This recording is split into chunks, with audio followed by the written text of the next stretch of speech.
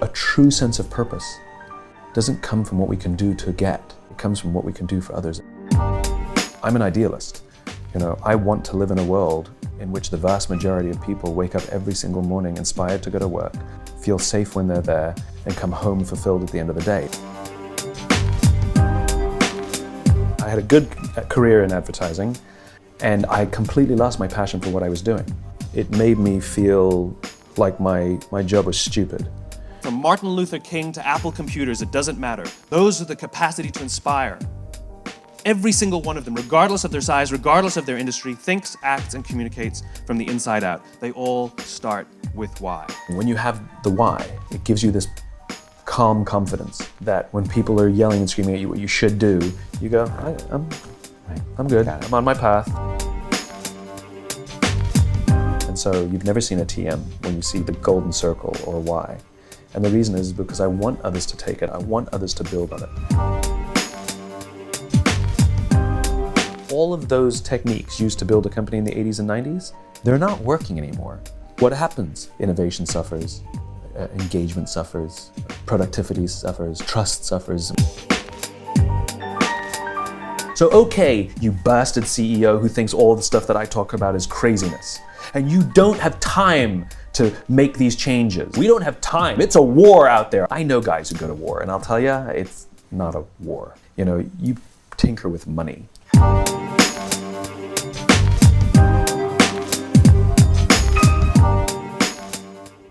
Start with why.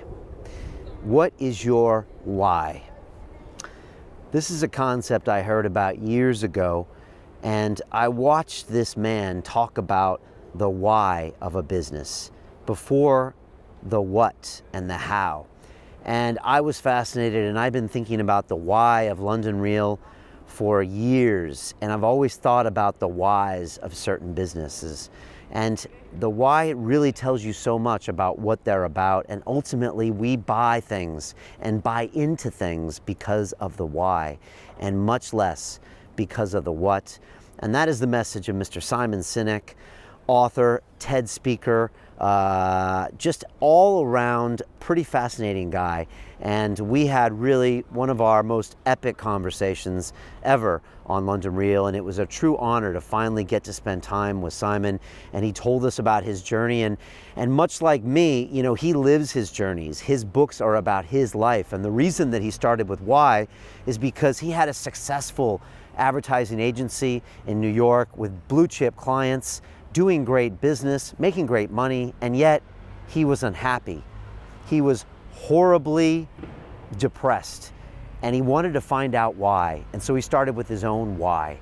And he gave this talk for years before he was ever a TED speaker, and talked about what is your why. And this morphed into a book, and this continued his journey into where he went to Afghanistan. And when he saw what was happening there with the military and the armed forces, he was inspired to write the book Leaders Eat Last, which is all about leadership and how we need to embrace this new technique in our modern times, or we're really going to have a lot of trouble down the line. Simon spoke so frankly with me about his own journeys, about technology and how it's affecting our children and millennials, and also how he's such a great public speaker. And we went really deep here, and I'm just so happy that we were able to produce this amazing conversation with an incredible man who up to now you would have really only seen on the stage. And so I was so just honored and grateful to get this intimate conversation with Simon. And please spend the time and watch the entire piece, because it will really change your life and hopefully ask you, what is your why? Why are you really doing it? And let people know that, and then they'll really buy into everything you do. And it's gotten me to think, what is our why here at London Real? Well, our what is definitely more than just videos with great people and great conversations. Our why is because I want more from this world. I want more from you and me, and I want more from myself. I want the best. I want the best version of me on this limited time I'm here on earth, and that's what London Real is all about, and that's what our academy is about, and the 1,000 members that are around the world that get together and push each other to be the best versions of themselves, to hang out with the best people, and to stop playing small. There's not a lot of time. and it's time to go big and time to take some risk, and that's really what we're all about, and here's a little bit more about that.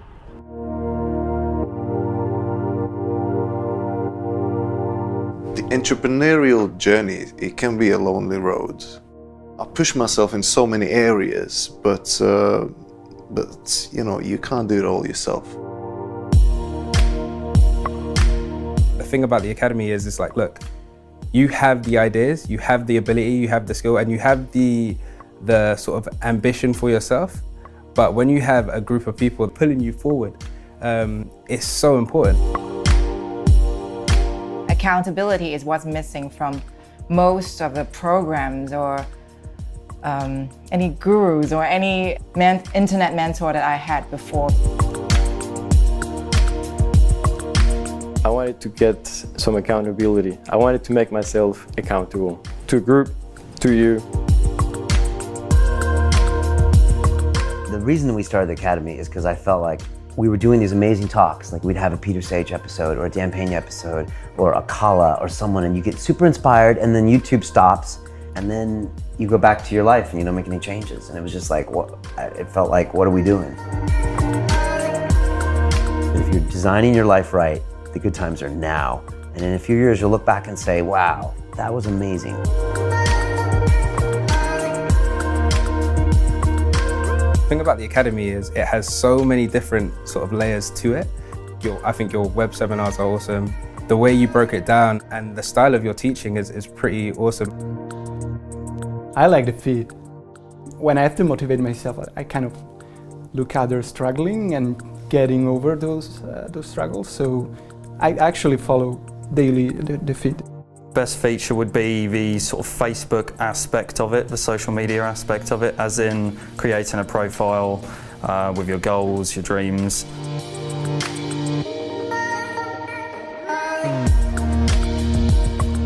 Everyone's on the same vibe, and we may be at different stages in our journeys, but everyone's on the same page at the end of the day. Everyone's really trying to push themselves and building the best you. It really resonates with me. And the fact that I'm committing a small amount of money, and the fact that I'm actually trying to interact with those people, means that I'm invested and means that I will keep it for the long run.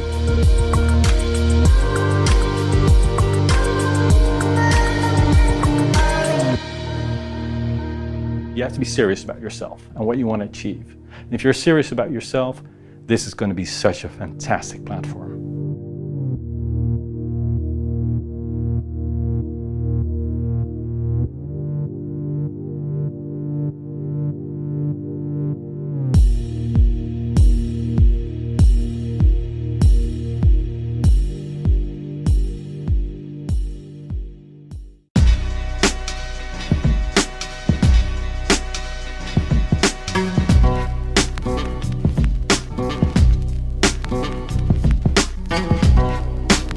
London Real, sponsored by Bulletproof.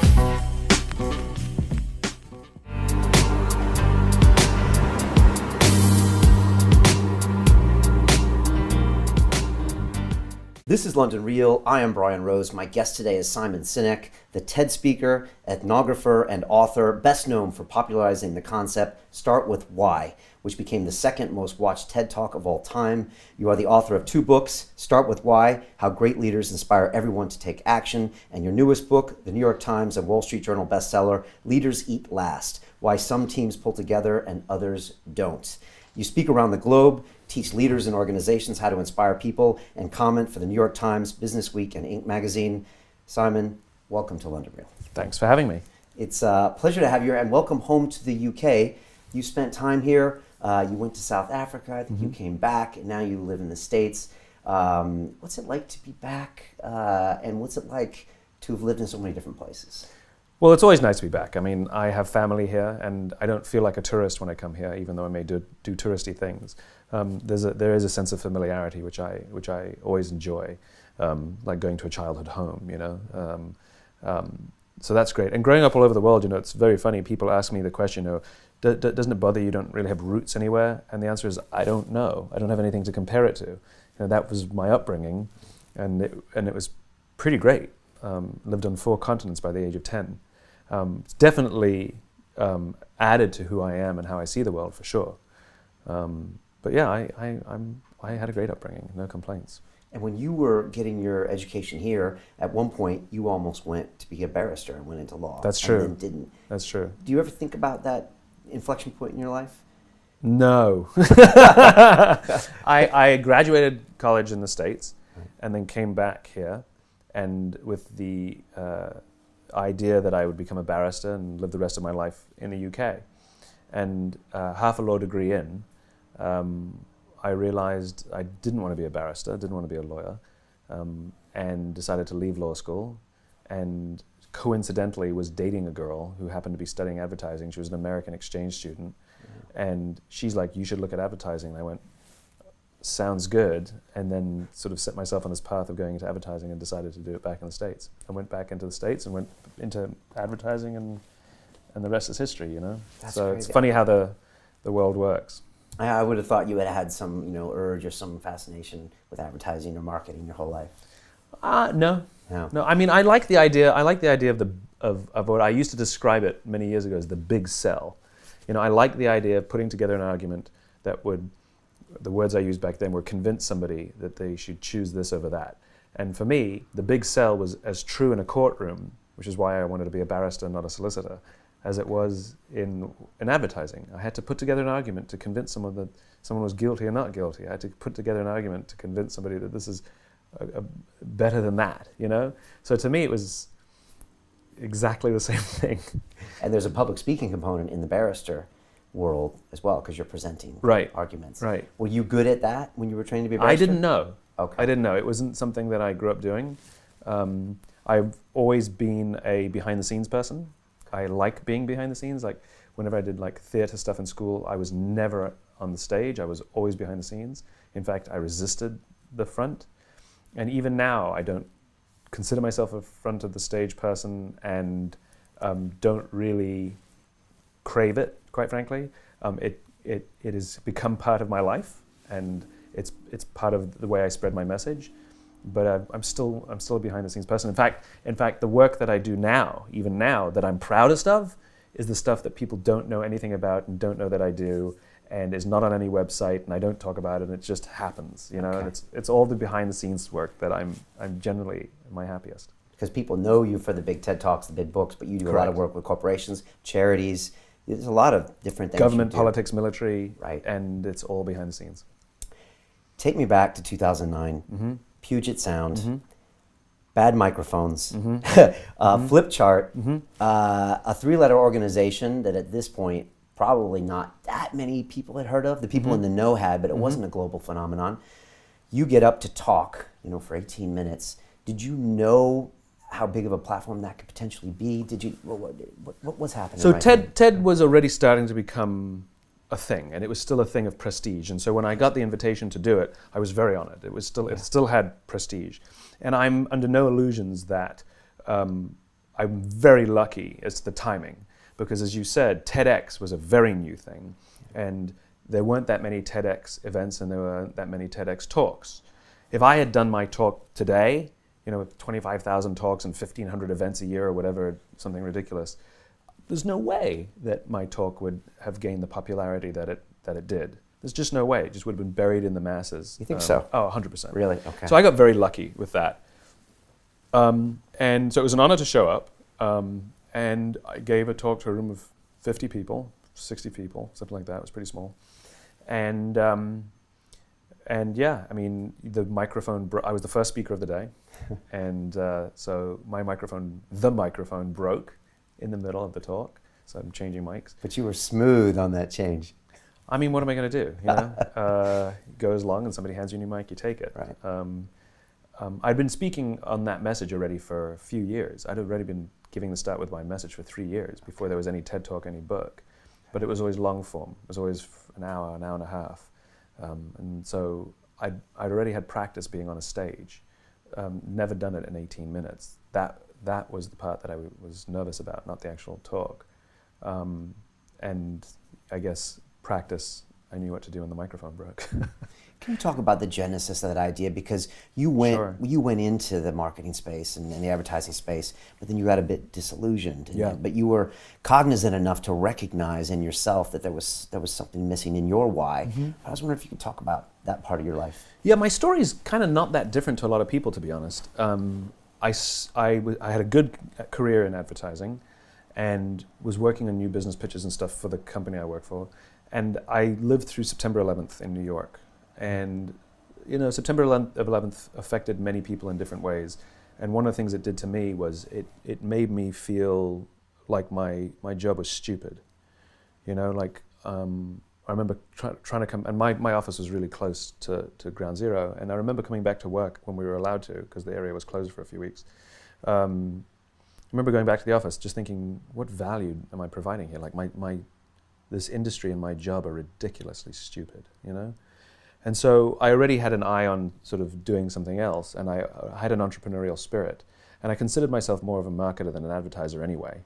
And so I quit and started my own business with a partner, and went to do something that I thought was in my vision, you know, not theirs. And it went really well for 3 years. I mean, when I say well, meaning we survived. It's never like that, you know.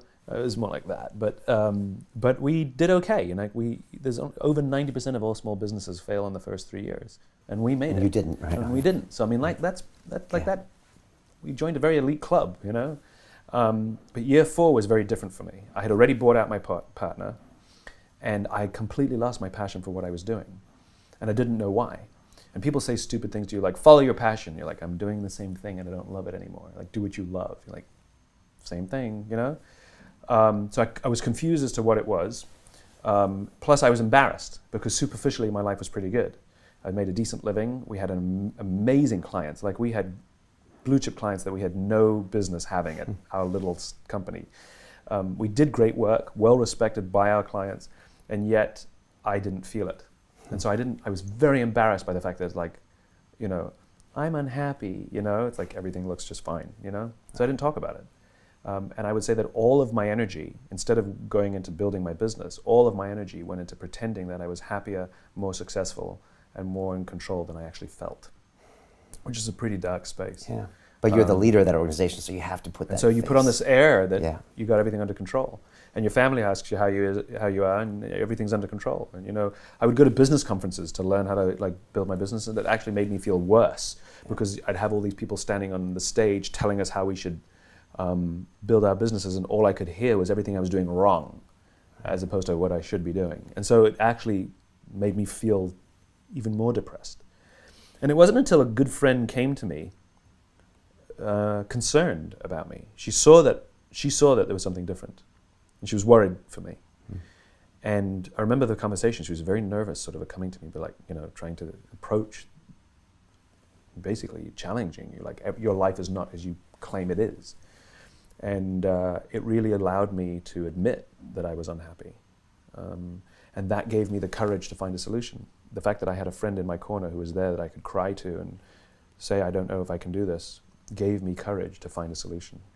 And I was very lucky. There was a confluence of events that happened around the same time.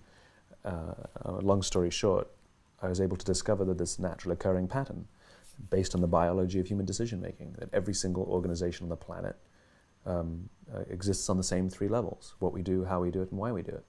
Everybody knows what they do. I knew what I did. Some people know how they do it. I could tell you what made me different or special or stand out from my competitors, but I couldn't tell you why. And so I realized, until I was able to articulate that piece, that my life was out of balance. Everything was out of balance. So I was obsessed with this thing called the why. Figured out how to find my why, restored my passion to levels I'd never experienced before, unbelievable. Did what anybody would do or does when you find something beautiful. You share it with the people you love. And that's what I did. So I shared it with my friends.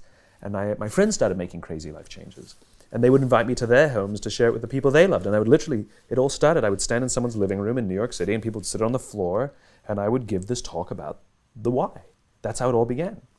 And people just kept inviting me to do it. And I would help people find their why for $100 on the side. You know, that's how it started.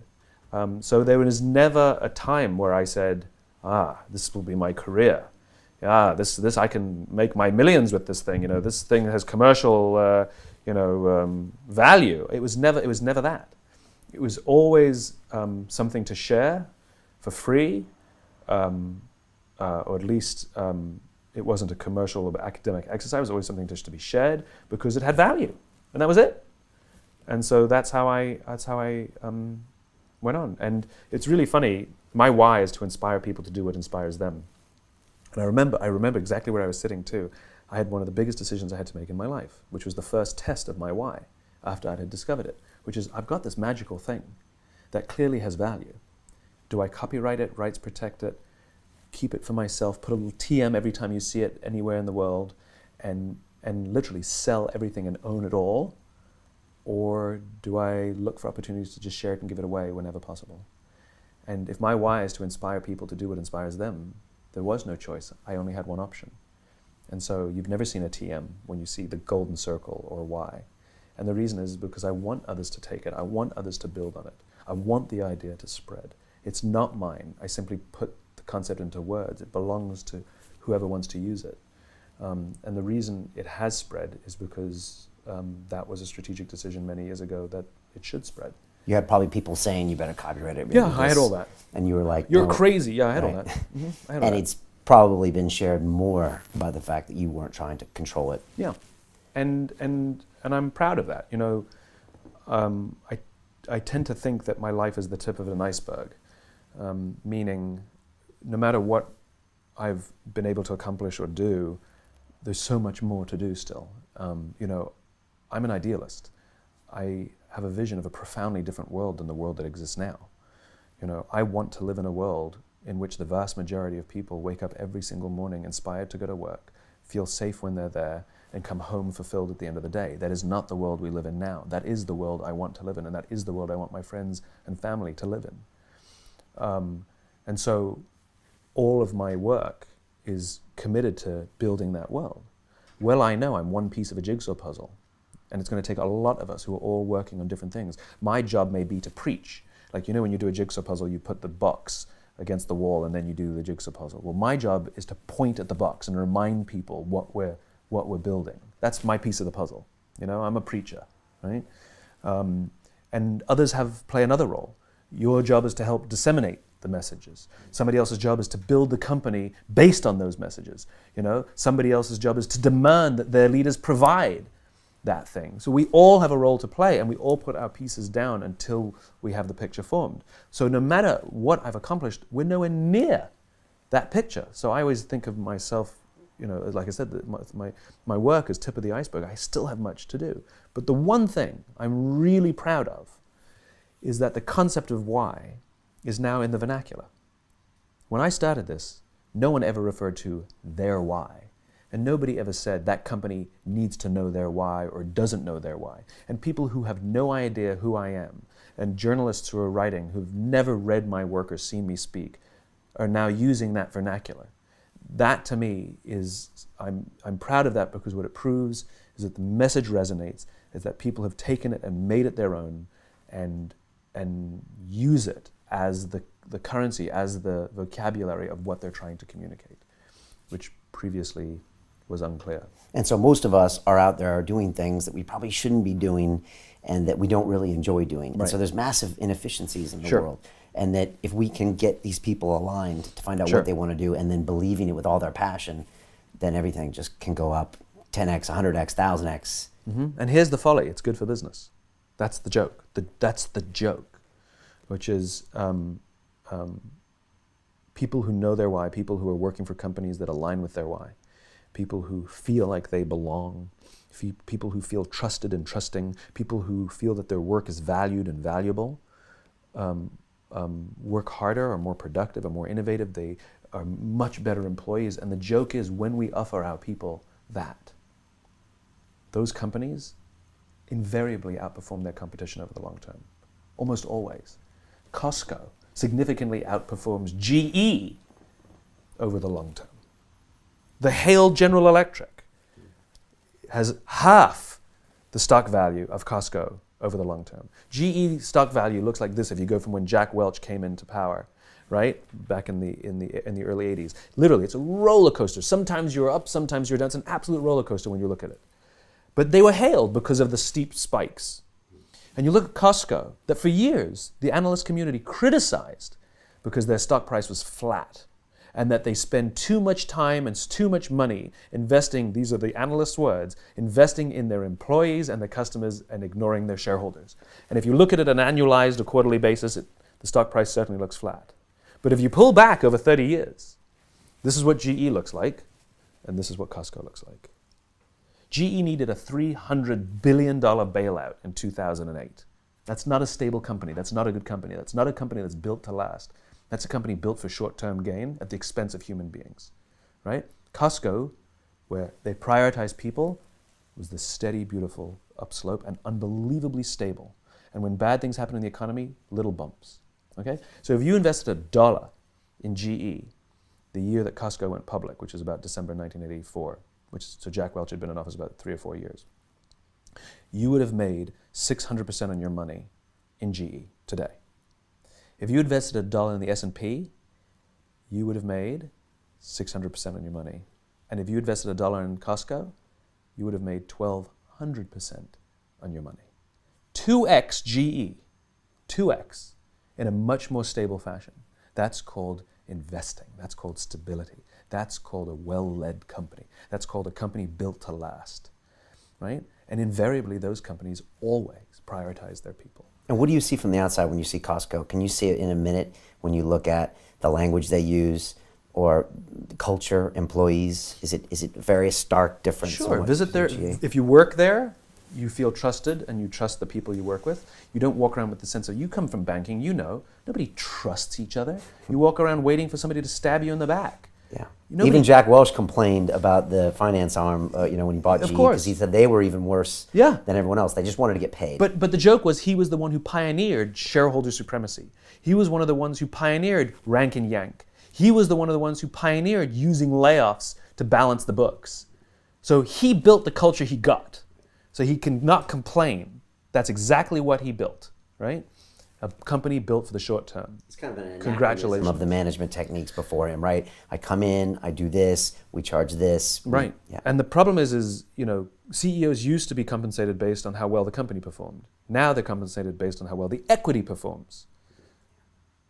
That's screwed up, right? So of course you had to invest in your employees and your customers because that's how the company performs.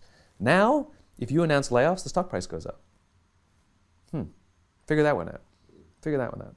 So the fact of the matter is, the theories that were proposed and pioneered and popularized in the 80s and 90s were done for a different time. They were done for short-term gains in years of prosperity with relative peace and a kinder, gentler Cold War. It was a good time. It was an easy time, let's be honest. And so we probably could afford to be selfish. I mean, that's how we acted. We dismantled Glass-Steagall and things like that, Well, those times are gone. These are not relatively stable times. The competitive landscape is very different. The economy is very different. And all of those techniques used to build a company in the 80s and 90s, they're not working anymore. And companies are struggling more than they used to, but they're still applying the same old techniques. And so it gets harder and harder, and the stresses go up, and working in these companies is more and more difficult, just from a stress standpoint or stability standpoint. So what happens? Innovation suffers, engagement suffers, productivity suffers, trust suffers, cooperation suffers. A few years ago, The Economist ran one of their multi-page, specials in the middle of the magazine, and it was all about the decline of innovation in the world. And they spent a whole bunch of pages making the case that innovation is on decline. Things like fewer patents have been filed, and the ones that are being filed are of smaller value, And they made their case that innovation is in decline globally, and then they attempted to explain why, and they made all kinds of guesses, things like the internet, things like globalization, things like the speed of business, et cetera, et cetera, et cetera. Not one single word, not one, talked about people, not one. So my question is, who's coming up with all of these ideas? If you want to know why there's a decline in global innovation, it's because why should I take a risk Because innovation requires experimentation, and experimentation requires failure. It's in the definition. So if there's a decline in innovation, why, A, should I give you my great ideas if there's a risk associated with them in an environment where fear is the norm, or at least lack of trust? And if I don't have ideas, I don't have anything to inspire me to come up with ideas, because I'm spending so much time focusing on the short term that I actually don't have time to figure out how to advance a cause or big ideas. It's just not, it doesn't even factor into my daily thinking. I'm too busy trying to, build my book of business or whatever I'm trying to do. So we're not fostering that innovation in these corporate we don't foster an environments. environment Right. of Right. innovation. Startups are different because they can do it themselves and get Yeah. paid themselves, but otherwise we're not. Or they start out with an idea. They started out with an idea. Right. Right? Yeah. The reason for their existence is the idea. Yeah, I was at a company recently, and I heard, I think it's the CFO, and he stood up and said, our number one priorities are innovation and efficiency. And I was like, good luck with that, because ain't nothing efficient about innovation. It is wasteful. You have to throw so much money into R&D. You have to try things. You have to fail. You have to try again. That's just how it works. Nothing. You think the Wright brothers built one plane and it flew? Do you have any idea how many crashes they had before that plane finally took off? It's not in the design. It's in the trials. That's not efficient at all. It's often slow and it's sometimes costly. But if you're not willing to pay for it, then you can't be innovative. The trials and error and sometimes product failures that you have to go through. So you can pick one. Sometimes they align. Sometimes it can be efficient. But you can't demand that both those metrics grow simultaneously. And so I get a kick out of this. I get a kick out of the fact that very, very smart people who are leading or running, I'm not sure they're leading. You can't lead a company. You can only lead people. But you can run a company. So very, very smart people who run very, very big companies, and they've got all sorts of degrees and, credibility, that they don't see that efficiencies and innovations they're not compatible. It's oil and water, Sometimes they can be mixed if you shake them up, I guess. I want to get into I get a kick out of it. Anyway. Yeah, I know. I can tell you're very passionate about it, which is fantastic. I want to get into your second book in just a second, Leaders Eat Last. And you made a few allusions to that at your first TED Talk. At the very end, you were talking about Martin Luther King and how people arrived not for him, but for themselves. Yeah. And there was some seeds in there of that next book. Yeah. And I want to ask you about that. But what happened to you after that TED Talk? Was it a big pop, or was it just kind of a awareness of your idea that had been happening, or did that change things for you and your future? So I was very lucky to get a book deal about the same time, or slightly before the TED Talk. So they actually came out at exactly the same time. They both came out at the end of the year of 2009, right? And the TED Talk started getting popularity on YouTube, which is what made the TED people take notice. And at one point, I think it was the highest ranked TEDx talk on YouTube. I think it reached that point. And so they put it on TED.com in May of 2010. I didn't know that they were going to do that. That I found out when it happened, Right, because at that time, TEDx talks didn't go to TED.com probably. TEDx was very new. It was very new, and it was very rare. And the quality, as you pointed out, the microphone broke. Right, It was not the best. Which is funny, though. I remembered your TED Talk from years ago as a TED Talk. And it's funny, as I looked into it more, I was like, oh, it's a bad mic and bad this. But it's TEDx. Funny enough, when I first saw it, it was the message that hit me. Yeah. So they saw it, they decided they were going to put it on TED.com, which gave it much broader exposure, obviously. And then the numbers started to grow. Ironically, as the views went up, book sales didn't. It was really sort of very funny. The book did its own thing and the TED Talk did its own thing. And they weren't related. But I think what started to happen was the demand started to grow for me to come and share my ideas, to come and speak. And that allowed me to make a living spreading the idea that I wanted to spread. So I didn't have to do consulting or anything anymore on the side. And did you welcome that transition? Oh yeah. Okay. For sure. And you closed down your advertising agency in the meantime, or? I just sort of drifted away from it. Okay. And so this was a welcome change. What an amazing opportunity to be able to share an idea that I'm passionate about, that others are passionate about, that inspires other people and hopefully inspires change. I mean, what a great honor to be given that bully pulpit. And so, yeah, the TED Talk definitely created a demand for me to come and share those messages. And I'm immensely grateful for to the TED folks for that opportunity. When you look back on that talk now, has anything changed about your concept of the golden circle and why, how, what? Or do you ever go back and think, okay, I would change this, or has anything evolved? There's not many people that disagree with what you say, but I've heard people say that they would throw in a who in the center of your golden circle. Yeah. And I'm just curious if your views have changed and what you feel about that who piece. Sure. So I've heard that before. People say to me, you forgot a piece. You forgot who. I didn't. Who is the sum total of all three of those pieces? Only when all three of those pieces are aligned will we know, quote unquote, who you are. Right? Because if you're doing things that are misaligned with your cause, your purpose, your why, then we'll say to you, it's like I don't know who you are anymore. Right? If you are a person who's driven by X and you start doing Y, people will not know who you are, and you cease to be trustworthy, reliable, or predictable. Right? Remember, this is the biology of the brain. Those three levels correspond with the evolution of the human brain. So I can't just arbitrarily add or take away pieces. It is what it is. But who you are, or who a company is the sum total of all three of those pieces. So when all three of those pieces are in play and aligned, the who is clear. When they are not, the who is unclear. So it's built in. It's there. It's built in. But to answer your question, there are definitely nuances that I would like to have said differently, that I would have added or taken away.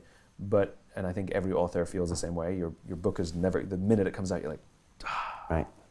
It's that you just accept that. That just goes with the territory.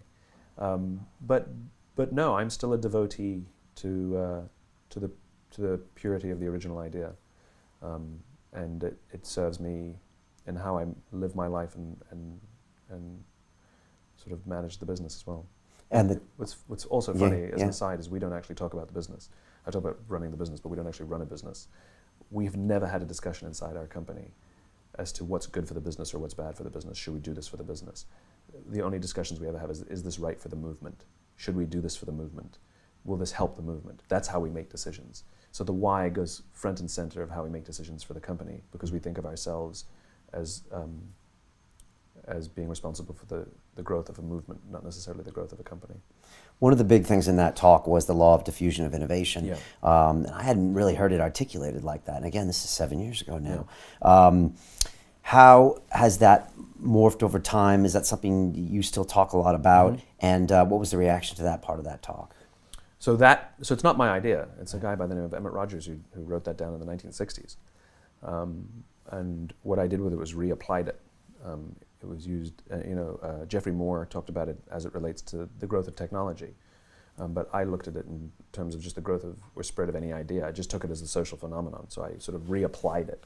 But to me, the law of diffusion is a religion for me.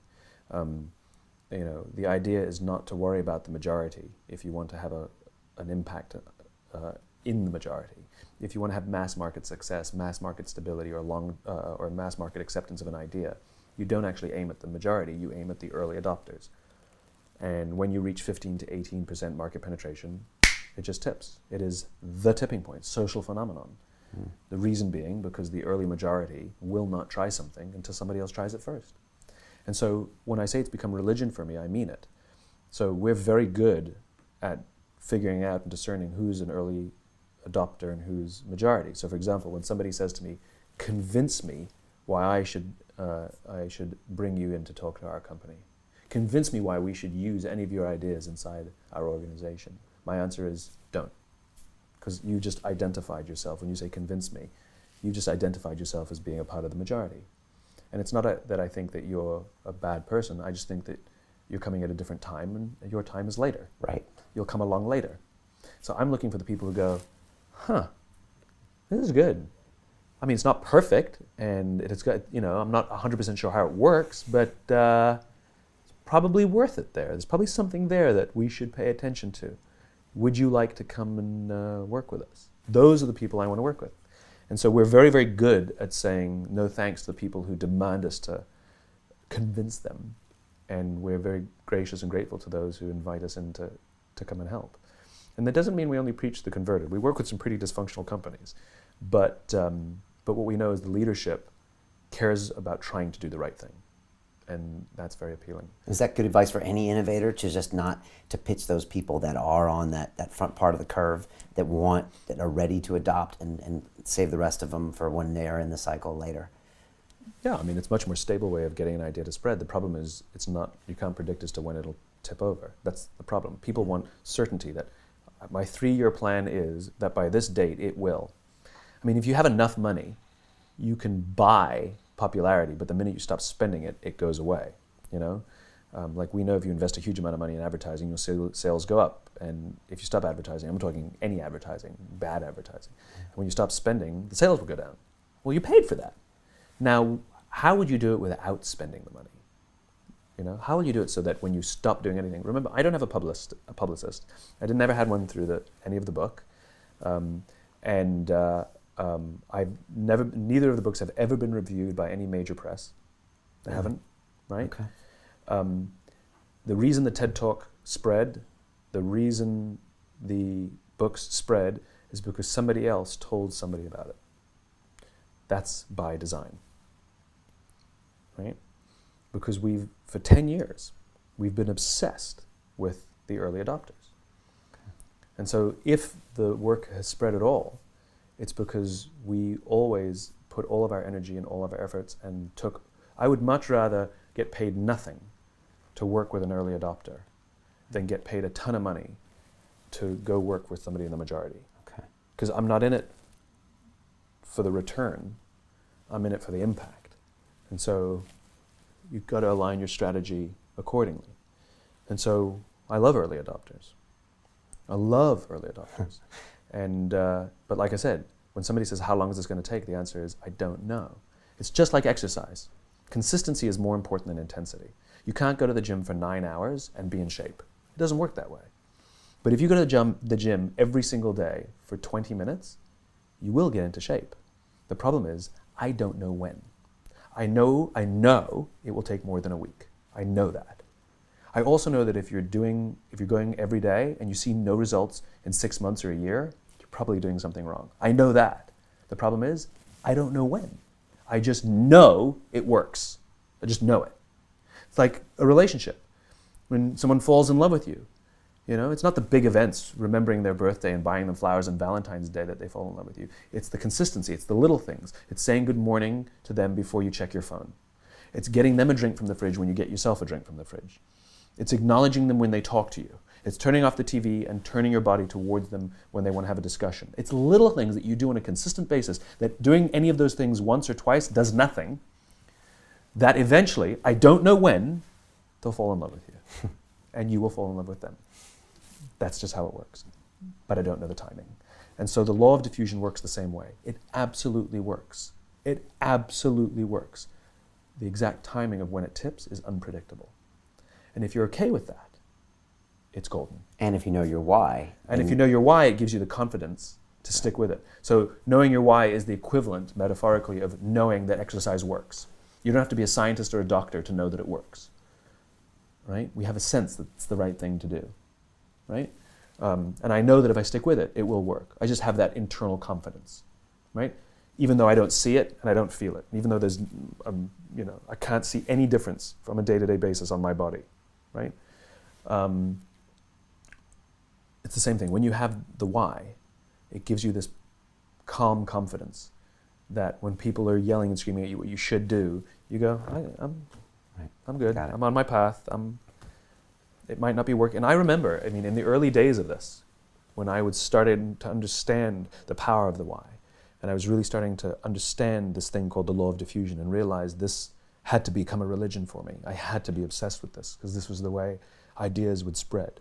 I remember going for dinners with friends of mine who were much more successful entrepreneurs, who were making much more money than me, whose businesses were much better structured than mine. And they would tell me in sort of stern to borderline insulting ways that I was an idiot, and look at them as the case study, and how much money they were making, and how well they were doing, and how badly I was running my business.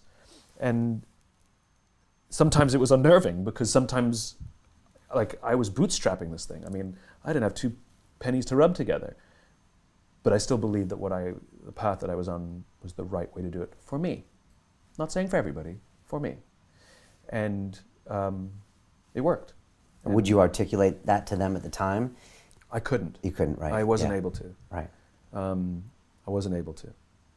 It's interesting because so many guests that I've had on here are doing what you're doing, as in they're working on that diffusion, but they don't necessarily know the theory that you do. Right. So they're doing a lot of the things you're doing without knowing why they're doing them. Right. Yeah. And this is a great thing, and it's why these entrepreneurs have success. But the question is, how does it last? And very often what happens with these companies is as soon as they die or quit or retire, the company putters along for a little bit and then invariably nosedives, or goes out of business, or gets bought, or merged, or whatever it is. So until you can articulate the theories, then how are others supposed to know what's in your gut? I think this is the value of putting these things into words. Do I have to put my why into words? No. But what it allows is for those on my team to make my cause their own, because we all believe in the same thing, simply because I put it into words. It allows those we work with to share in our cause, and it allows us to build the army. And I don't have to be the person at all. In fact, I don't need to be the person. You know, this thing will only work because my vision, the one that I articulated at the beginning of the show, probably won't come to life in my lifetime. I probably will never see it happen. That long? Yeah, it's possible. Yeah. It might take. I might get there, but what I expect to see is momentum. I expect to see that the needle is moving. I expect to see progress towards that. I expect to see more and more companies adopting these theories and experimenting with them and inventing things that I couldn't even conceptualize myself. I don't have all the answers. Yeah, and I think it is moving. I think we can see that. Well, look, it's embarrassing that I have a career, right? Like, I talk about things like trust and cooperation. There should be no demand for my message, but the fact that there is means it's missing and people want it. So I'll take that as an opportunity. Yeah. 5 years later, after that publication, you wrote Leaders Eat Last. Mm-hmm. Why that book? Why then? And is that something that had been brewing inside of you? Mm-hmm. Obviously, I felt like there were seeds of that in that talk Yeah. in 2009, but I don't know the whole of it. Yeah, so I never set out to be an author. I'm not a journalist, right? So I honestly believed that I was a one-trick pony. I used to joke that I was a one-trick pony. It was a good trick, but it was one trick, and that was the why. And people call me the why guy. And I never wanted to do one thing in my life, but I figured if I was going to do one thing, that was a good thing, you know? And never thought I'd write another book, ever. But the good news is that I'm on a journey. All of my work is semi-autobiographical, and it's my journey. Yeah. And so the first book was about my loss of my passion and how to regain my passion and have a sense of purpose in my life and in my work. That's what I wrote about. And then as my journey progressed, a new problem emerged, which is I had trouble trusting people. I had a couple of instances as my work started to get better known. I basically wrote a manual of how to talk to me. You know, that's what Start With Why is. And so I'd meet people. There's one specific person I'm thinking of where I met him at an event, and he sounded just like my kind of guy. He was an amazing guy. He talked in idealistic terms and believed in my work, and we became friends. And it, from all superficial standards, it looked like a friendship. He'd call me on the weekends. When we were in the same city on business, we'd go out for dinner. He'd tell me about his failing marriage. I mean, that's what friends do, right? We confide in each other, right? And he said, I'd love to work with you. I said, sounds great. I like working with my friends. And so we started working on one of his clients, or he invited me to meet one of his clients. And he sent me a contract. Great. And I went through it and offered a couple changes to a couple terms, no big deal. And he got furious. How dare I? And I never heard from him ever. To watch the rest of this fascinating interview, click on the link below and go to londonrealacademy.com. There you can sign in with your social media, log in and watch the rest of the episode for free, along with all of our episodes on London Real, my webinars, and all of our premium content, all located over at londonrealacademy.com. So click on the link below, you'll be directed there, and you can watch the rest of this fascinating interview, and I'll see you there. But simultaneously, I was hanging out with folks in the military a lot. and I was doing a lot of work with the military. And I kept meeting people who would